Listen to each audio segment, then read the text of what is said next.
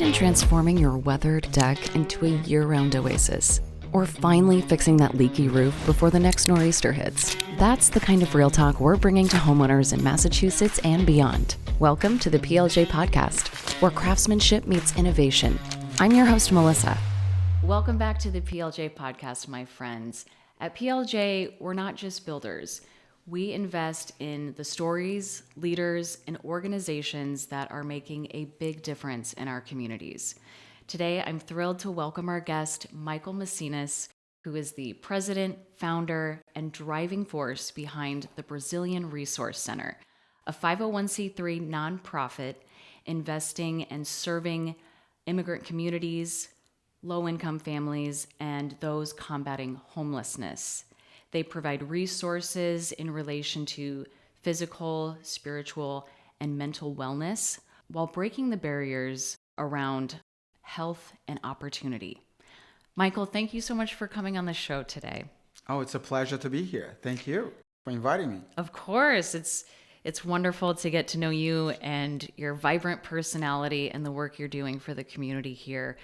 But first, I wanted to start with asking you if you could share your educational background and professional trajectory with our listeners, and maybe, some of the skills and talents you discovered about yourself that led you to the work and career you're in today. My background is psychology.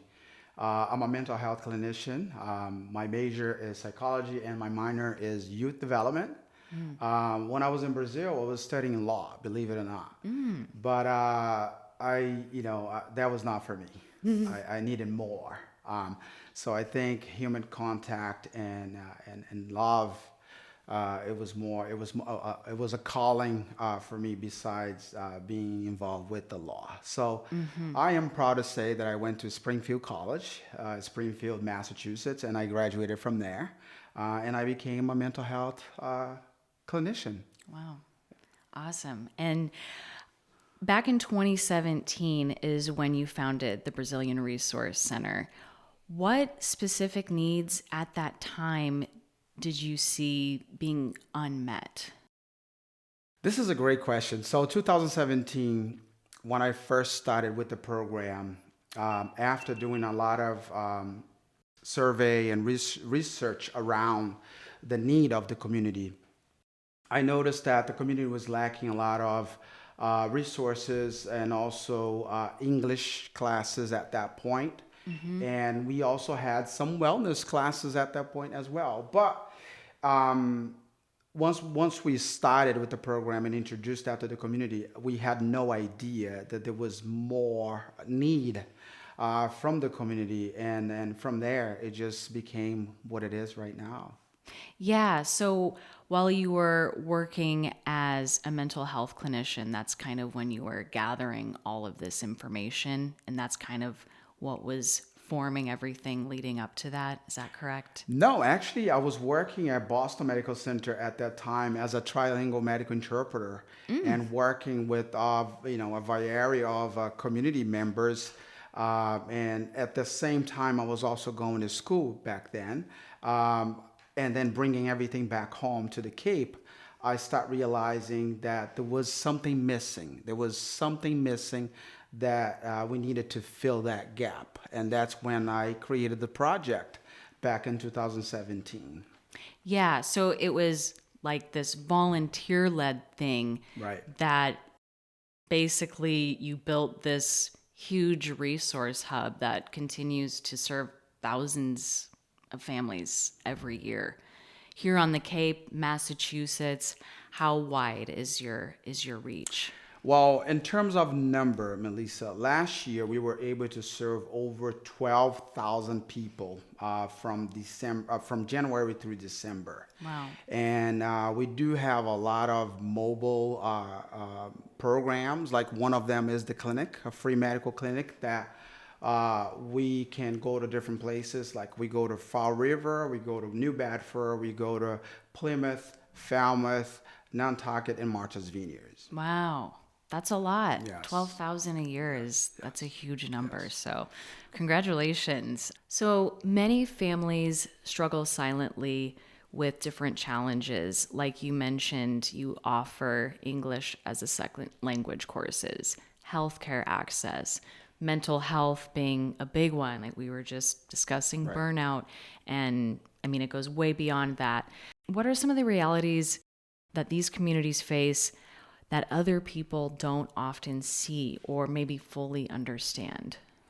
Well, imagine, moving to a country that first you don't speak the language, and second, you don't have any family member, any support around.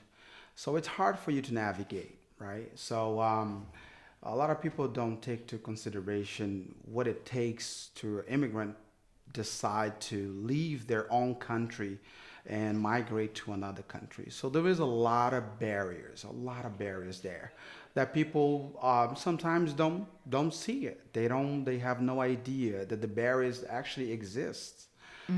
So what the Brazilian Research Center does is try to eliminate some of that barriers. Obviously, the first one, as you just mentioned, is a language barrier.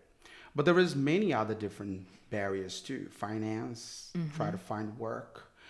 How am I in housing, mental health, which also huge among immigrant community, and people don't often know about that. So we try to do everything we can to minimize that barrier as possible with collaboration with other beautiful organizations that we have on the Cape, because it takes a village and it's all about collaborating and not competing. So I'm very fortunate to have collaboration with many other organizations on the Cape that has been doing such an amazing job supporting the immigrant population here on the Cape. So there is a ton of barriers there, and especially nowadays with this climate, right, that we all know about. A lot of fear, a lot of uncertainty, a lot of anxiety, and people often don't know. Yeah, fear and anxiety were the first two things that popped in my head when you were talking. And I feel like there's still a stigma around it to where people want to, kind of hide it. And I feel like in America, people are good at putting up a wall and showing a different face. You know what I mean? So I imagine how that would be hard to navigate or break into moving to a new country. Right. Those are my first thoughts. That is so true, and knowing that we have a center that can once speaking with them on their native language, but also being there and understand what they're going through, it makes a huge difference. Yeah, and you offer programs like driver's license assistance. Right. Youth programs for, again, just like health and wellness, which is so important because when I was in college studying education, like, the 0 to 7 and, 7 to 14, those first 7 years are so important for development and then after. So like you need to provide those resources for kids and young minds. Right. No, absolutely. As we were talking about some barriers, imagine finance barriers, right? You come into a country that you have to work, and you do have 2 or 3 kids, and you wanted to make sure that your kids are active, not just in school, but after school. And yeah, there is a ton of after school program, but it costs money, right? So I created a wellness program to eliminate that barrier as well. Having volunteers providing the service and the parents not having to worry about the X amount of dollars that they have to expend Yes. on gym per se. Like right now we have, Melissa, 59 kids enrolled in jiu-jitsu classes. Oh, cool. And it goes from 3 years old all the way through 17. And it's all done by volunteer work. So Wow. it is a way of keeping the community also active after school, providing a safe place that they can feel like home. Yeah. I've worked for nonprofit organizations my whole professional career, and it's no small feat to, build it and bring it to a successful place. Right. So at what point did you realize that you were creating something and it was like growing into something bigger? Were there any like defining moments, and especially when you're talking about getting volunteers and connections with other organizations who are helping? I think that once people know your mission and they understand, your mission and your goals, it's easier for you to sell. Let's put it that way. And what I do, it comes from the bottom of my heart, and I love doing the work of helping others, helping the community, being an asset for the community. So that really brings people, attention, and they are like, well, they want to be part of it. They really want to be part of it. I'm very honored to say that 95% of our workforce, it's volunteer work, which is Wow. amazing. Yeah. Amazing. Yes. And we were talking about the mountains earlier and just, escaping the busy life. Right. And as much fun as it is to be here on the Cape. So was the holistic approach important to you? You talk about offering the jiu-jitsu, which I know is, I know some guys here that are super into it. So I assume that's popular and important to you. Yeah, no, absolutely. I think the cultural sense of community per se, when they are coming to a different country, it's very important. So we created not just the jiu-jitsu, but we have many others after school programs to keep the kids involved in their own culture, but also have a sense of community and a safe place. So I mentioned jiu-jitsu, but we also have a 4-H program. And the 4-H Cool. program is dedicated to keep kids hands-on dirt, hands-on agricultural, be involved, right? Plant the seed and see germinating, which is fantastic. And also Yes. providing giving them the opportunity to visit other sites too. So with the 4-H, we have 18 participants on the 4-H right now, and we all take them to field trips, and they go all the way around Cape Cod, visiting other farms and other locations as well.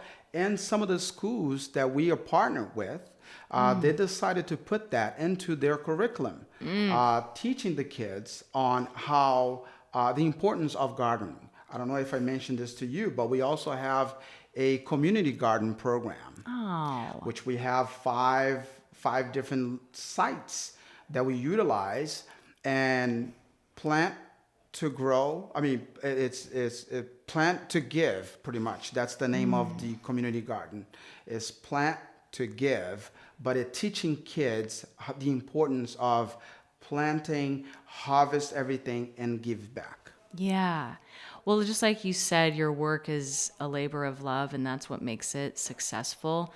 And when you teach these skills to kids and teach them important skills, life skills, like what matters. I remember 4-H as a kid that my friends were in growing up around the farmlands. And I always thought it was so cool because they could, that was baking, gardening, learning how to raise chickens or whatever, that's that connection to animals and nature. And that aspect is super important too. It's so amazing, and they are so involved. It's so involved. Every week we have a different teacher that comes in and teach them some things. Like last weekend was a embryologist that came in and showed them how the chicken was made and show them the eggs. So it's just fantastic to see that. So again, this is also another program that alleviate the barrier and the stress that a couple might have working, during the day, and knowing that I do have some support after for my kids is just amazing. Yeah, it's super important. That's awesome. I love that. As the Brazilian Resource Center has become a pillar here in Cape Cod for resources and everything you just mentioned, how have you evolved with it, especially your leadership style? How? Talking. I think the passion that I have for what I do, I think it speaks louder. I'm the type of person that I do the work, and the fruit speaks for itself. One of the things that I would like to share with you which is an amazing thing. right now at the BRC is the free medical care clinic that we have. Yes. Can you talk more about that? Because that was one of the first things I read Yeah. about on your site, and that's amazing. Yeah, I'm not sure how familiar you are with the cutting, right? There is a lot of cuts going on, especially with Medicare, Medicaid, and a lot of folks are losing what they used to have, Mass Health Limited, Mass Health Partial, and so forth. And right now, I have 18 physicians on board. Wow. That is all 100% volunteer. With some specialties as well, like pediatrician, podiatry, cardiovascular, cardiologist, internal medicine. We all came together and decided to create the free medical care clinic, giving the opportunity for folks that do not have any insurance coverage to see the doctor for any reason that they might have. Wow. Besides the physicians, we also have 21 RNs also on board. Mm-hmm. And we collaborate with the town of Barnstable, the health department, and the medical corps as well. So providing that free medical care is extremely important, especially for people that do not have any coverage. Yeah. And now, again, I don't want to talk about it, but with the climate that we are having right now, a lot of people are in fear of, I don't have insurance. I need to see a doctor for XYZ problem, but I'm not going. Mm-hmm. So having us there, providing this, is just amazing. Yeah, it seems a little backwards to me without getting into it, like how the way so many things are Right. set up. Right. In other places or countries, it seems like it's much easier to access. And then, like you said, we have to be fearful of not having funds for it. We have to be fearful if we don't go for something. And then, like, it's just alleviating a lot of that. So it's helping their mental, holistic health, I guess. It's helping every aspect of their life, Right. I think. Yeah, no, absolutely. And besides the free medical clinic that we have, we also have free vision screening for folks that needs to have a prescription glasses or needs to do any type of vision screening. We also have a doctor that is a volunteer doing that work as well. That's amazing. And a food pantry program, how is that set up? How do people access The food that? pantry is it's set up. We deliver food 3 times a week: Mondays, Wednesdays, and Fridays. Okay. And we got our food from collaborators, partners around the community, but also through Trader Joe's, Whole Foods, Stop and Shop, Stop Market, and local also community members that brings us foods for us to deliver to our community. Yeah. So it's usually open from 9 in the morning on Monday, Wednesdays, and Fridays, from 9 in the morning all the way into sometimes 7 o'clock, 8 o'clock at night. Wow. And the reason for is because some of the folks there might need to have access to the food, but they are working and they are not capable of coming to the food pantry. That's why we decided to keep open until 7 or 8 o'clock at night. Yeah, that's awesome. So, I mean, getting to know you and your personality and your ambitions, it seems like you're very confident. How did you learn to build trust, and how do you teach others to build trust in a multicultural community? I think, and again, it all goes with the person that you are, right? If you have the passion of doing something and you really want to do that, not for your own, not for yourself, but for somebody else, and understand the people's need, I think it's very easy for people to realize that what you're doing is really making a huge impact. So again, I love what I do, and I'm going to keep doing this for as long as I can. And when you learn to ask, you realize that at our core as humans, we really just want to help people. And that's what feels good and fills us up, Absolutely. As a Christian myself, I was taught since I was a little boy that that you should help your neighbors and you should love your neighbors like yourself. And that's pretty much what I'm doing, is paying forward, embrace, and just help. That's awesome. What has been the most rewarding story or experience for you in BRC so far? Oh my, I have so many, so many stories. But people usually comes to us when they need a solution for a problem that they are facing, right? Yes. Or if they need some sort of information that they cannot get outside. When they come in with problems, we try to find solutions. Most recent, we had a 5-year-old kid that came in with her mom, with his mother. He's been in the country for close to 2 years now, but he didn't have a primary care doctor. And apparently he was diagnosed with some blood disorder in Brazil. But again, no insurance and no primary care physician. And they heard about the clinic. So they came to see one of our physicians, and it turns out that the kid actually had a cardiology problem. So, and it was detected then.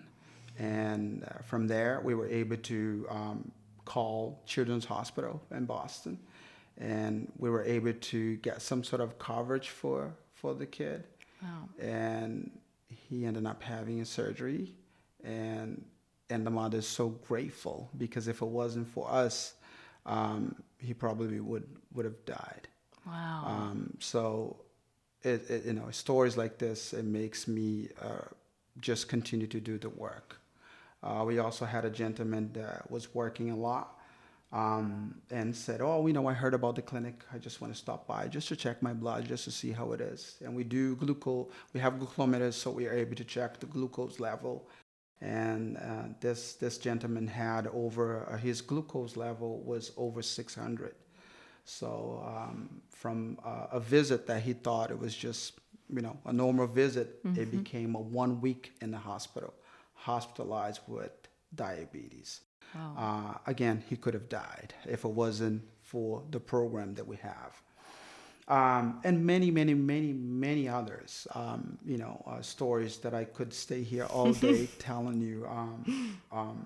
But it's just amazing to see that we are able to come up with a solution. Yeah. And even though if we cannot come up with a solution at the BRC, we are able to utilize our collaborators and partners, which is amazing. So at the end of the day, not just us, but everybody, gets very excited and happy that they were able to participate and resolve some of those problems. Yeah, that's incredible. Yeah.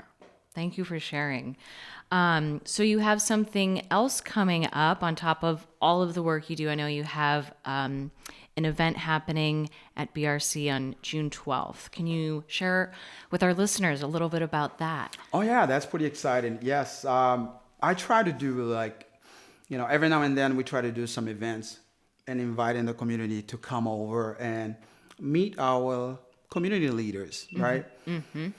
Not every day that you have a chance to meet some of those folks. And on July 12th, we are going to have a reception for our DA, Rob Gulliboy. Okay. And a special guest also. We are going to have the Brazilian ambassador from the Brazilian consulate in Boston, and also the minister as well. So, and other community leaders as well that will be present that day. So again, this is a community event, an opportunity to give to our community to meet their local representatives and also leaders as well, which I think will be fun. We will have some Brazilian food, so you should come. Awesome.